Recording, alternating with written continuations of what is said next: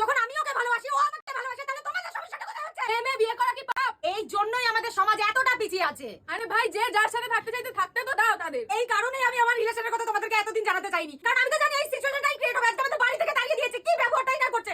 তোমরা বলো, মেয়ে বিয়ে করা কি পাপ? আজকে আমি যদি ওর সাথে থাকতে চাই, ও যদি আমার সাথে থাকতে চাই, তাহলে কেন সবার এত সমস্যা হবে? আমি তো এটাই বুঝতে পারছি না। ছেলে মেয়ে নির্বিশেষে যে যাকে ভালোবাসে তাকে একটু ভালোবাসার সুযোগটুকুনি দাও। তোমাদেরকে হাত জোড় করে বলছি। আমি কালকে সকালবেলা যখন ভিডিও দেবো তখন তোমরা দেখবে আমি বিগত কিছুদিন ধরে তোমরা দেখছো যে আমি কোনো ভিডিও পোস্ট করছি না, কিছু করছি না, কারণ আমি এত অসহায় ছিলাম।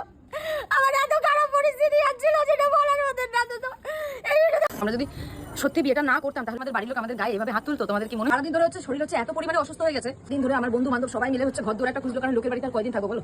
কালকে একবার থাকতে দিয়েছে, তো তারপরে দিনে দিনে হচ্ছে এই বাড়িটা ঠিক করলাম। এই যে এই ভাড়া বাড়িটা আপাতত আমরা ঠিক করেছি। এদের কষ্ট দেখে আমার তো বুক ফেটে যাচ্ছে, তোমাদের কি হচ্ছে আমি জানি না, তবে আমার বুক ফেটে যাচ্ছে। কিন্তু তাই সেই বুক ফাটা কষ্টের মধ্যেও আমি একটা জিনিস খুব ভালো করে খেয়াল করতে পারছি, তাদের আগের ভিডিওর ভিউগুলো যেগুলো আমার চোখে হামেশাই পড়ে, আর এগুলোই আমার চোখে পড়ে বলেই তোমরা আবার বলতে বসে যাও যে আমি নাকি দোষী।